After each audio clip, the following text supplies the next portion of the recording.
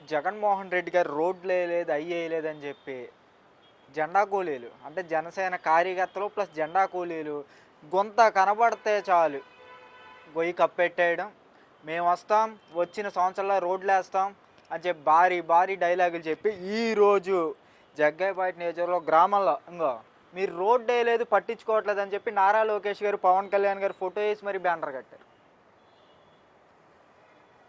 ఇంకా ఇప్పుడు ఆ జెండా కూలీలు ఎక్కడ ఉన్నారో అర్థం కావట్లే. ఇప్పుడు గుంతలు పూడ్చడానికి ఆ పారానే ఆ గడ్డపార పట్టుకుని రావడానికి ఇంకా టైం పడుతుందేమో.